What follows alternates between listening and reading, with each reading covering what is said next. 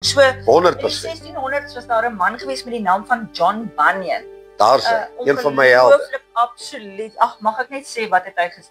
Ek sal dit later sê. Dit is 'n bietjie vertel van sy geskiedenis.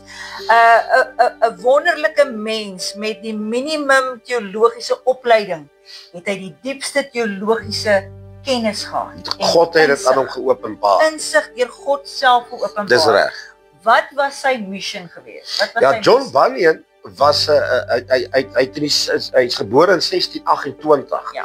Nou dit is nou voor Jan van Riebeeck hier by ons Aangeland het. in die Kaap aangekom het en almal vir hom daar gewag het. En die strate mooi opgedoen was Daar was en liggies. liggies was daar gewees en hulle het met die oulikste bote daar aangekom. So hy 1628 gebore, maar 'n bar sondaar gewees. 'n Verskriklik. Jy hoor nou nie meer van die predikers deesdae nie. Oulike ouens wat predik. Hy was 'n verskrik. Ek gaan nou nie op sy verlede in nie. Dit gaan hom ook nie plan nie. Hy's deurgebreek en magtig. Maar kom ons maak so dat jy verstaan hoekom ons dit na Suid-Afrika toe nou bring.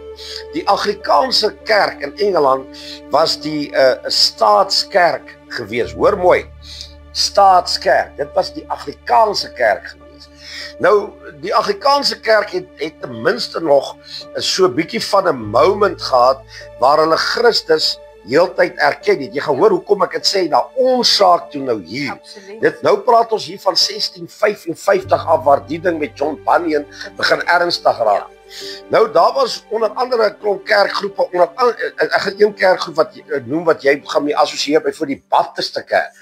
Wat hulle was onder groot druk want jy moes 'n lisensie gehad het. Hoor mooi, om te kon bedien onder die kriteria van die Anglikaanse kerk wat 'n staatskerk was in Engeland en wat deur die staat nou in die jare 1600 was die monargie, die koningskap van Engeland nog in erkenning gewees. So wat het jy gekry en natuurlik die botsing, ek gaan nou nie oor die Anglikaanse kerk se saak nou verder gesels in diepte nie, maar een ding wat die ouens opgetel het is Christus. Hoor mooi, dis manne wat verstaan het dat Christus is die kor van die evangelie, die evangelie wat goeie nuus beteken. So in die staat het jy letterlik die koning gekry en dan het jy die manne wat die openbaring van Christus gehad het, die koning van die konings verstaan, naamlik Jesus Christus. So kom John Bunyan tot bekering en God besluit om 'n tipe Petrus in Engeland te gaan optel en te sê, jy gaan motiveringsbedieninge doen. Nee, jy gaan vir ouens vertel, alles gaan môre oulik wees en jou sake en jou sakke gaan die Here roep hom om 'n prediker te word. Hy begin preek. Hy begin preek en hy begin bedien. Terwyl die ander kerke ondergronds bly beweeg, spring John Bunyan op en hy begin preek. Nou, hy het oor 'n termyn van 30 jaar gebedien.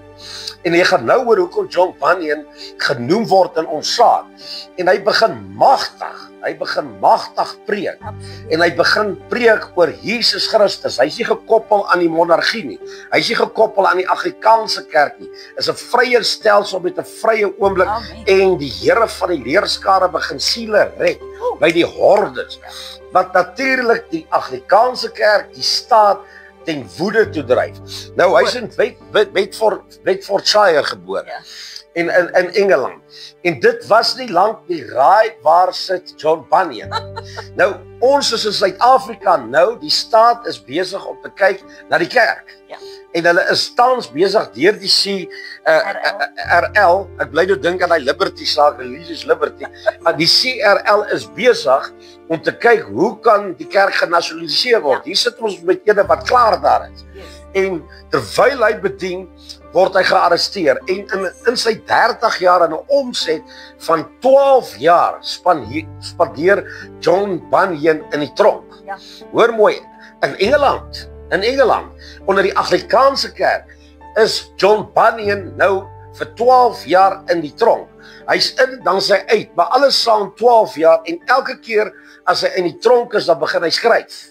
Dis soos Johannes op die eiland van Patmos. Dan begin hy boeke skryf en hy begin 'n boek skryf. Ek gaan nou oor die boek praat. Maar 'n slogan van hom begin deur die ander kerke. Ek het nou die naam vergeet wat hierdie ouens buite die staat gewees het. Die dissenters. So as hierdie deel van die dissenters maak julle reg vir Suid-Afrika. Dis die ouens wat nie deel van die staat gaan wil wees in die toekoms nie. Wat by die kerk uitkom. In hulle tyd was hulle die dissenters genoem, uit 'n naam gehad.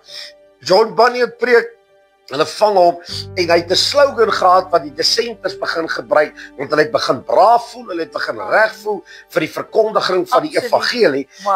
En sy slogan sê, if they freed me today, I will preach tomorrow.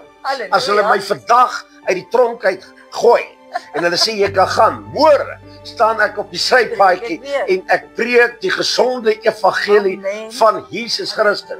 Nou hoekom John Bunyan vanaand genoem word, vir 'n geval jy nou wonder, wie is John Bunyan? Hoekom praat hulle oor hom? Eerstens skryf hy The Pilgrim's Progress. Die boek, hy skryf die Pilgrim's Progress, die boek in die tronk. Hoor mooi, en toe die boek begin vrygestel word en begin beweeg, die Bybel is die mees, hoor mooi, die Bybel is die mees invloedrykste topverkoper boek in die wêreld. The Pilgrim's Progress is in die jare 1600 begin launch, wat John Bunyan, ek weet nie eers of hy sy skool klaar gemaak het. Hy het die teologiese opleiding gehad. Maar in die tronk begin God hom ontmoet en hy skryf The Pilgrim's Progress en dit word tot vandag toe naas die Bybel die grootste invloedrykste boek in die wêreld.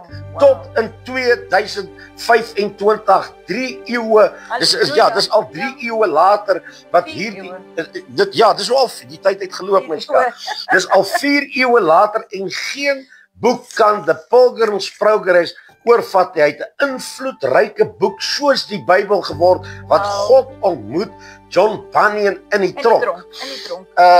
Interessant is dat toe hy in die 1680s min of meer 'n jaar na sy dood het hy die regering gegaan nadat hy geveg het en gewerk het teen die staat en hierdie saak by die Anglikaanse kerk het die regering gesê ons verander die wet.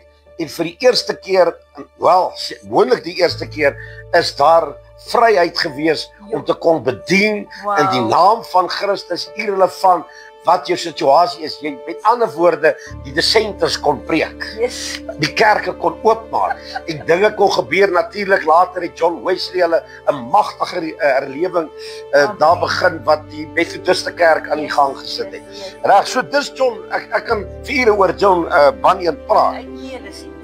Hy het nie 'n lisensie gehad nie. Nou die CRL praat nou van jy moet 'n lisensie die lisensie saak om te preek, maar wanneer word wie gelisensieer? So die pastoor word gelisensieer. Hy kry sy lisensie. Dis 'n ou ding wat die ou mense het jy jou lisensie gekry. En hy word nou 'n staatsamptenaar. Nou dit lyk my dit gaan so ver gaan dat as jy selfs vir iemand sê die Here Jesus Christus het my siel gered. Hoor mooi, hy het my siel gered. Dan kan jy in die tronk beland as die ding deurgevoer word. Ons is nou daar. As ek 10 jaar terug hieroor gepraat het, 15 jaar terug was daar gelag. Dan het hulle gedink ons praat nonsens. Inteendeel baby, ek het al gedink na 94 gaan ons die tradisie in 2002 gaan hierdie goed al gebeur. Ek kan nie glo ons het 30 jaar gebeur. Hierdie goed moet gebeur. Ons het weggekom met 'n baie vrye stelsel.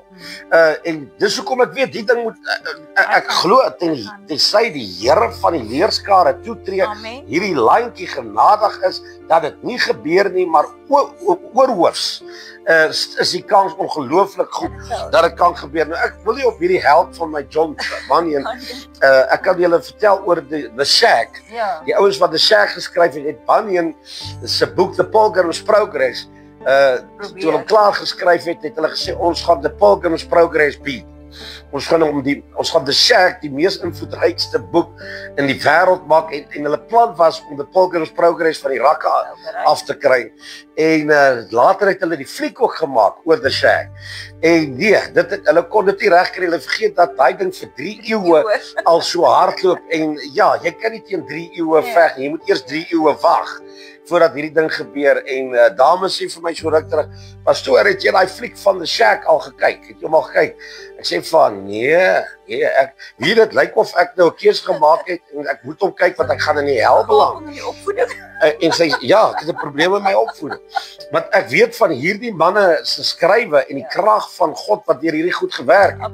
Maar ek so terugsaak en sy sê nooit, dokter, pastoor, jy moet daai movie kyk. Sy sê ek sal dit vir jou reël. Ek sal kyk waar ek hom kan download. Ek sal hom vir jou in die hande kry. Ek sê maar is dit belangrik dat ek die movie van The Shack moet kyk?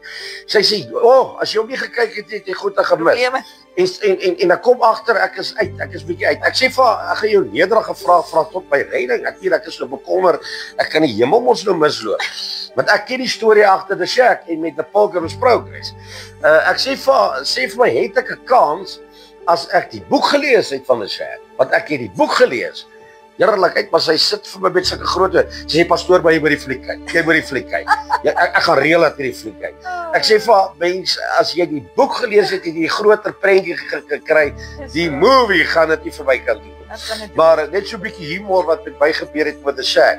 Ja, hulle plan was om The Pilgrim's Progress uit te skop en of beter te doen wat nie prakties kon gebeur het nie.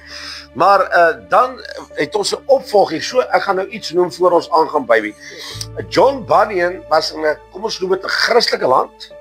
Christus was erken. Ja. Die monargie was aan dis die staat en die Anglikaanse kerk was betrokke. So sy drukking, die verdrukking wat hy in was dat hy besluit het ek gaan nie my lisensie kry om deur die staat erken te word. Die God het my opgetel om te bedien vir vryheid van die Christelike geloof, om Christus waaragtig te verkondig as die koning.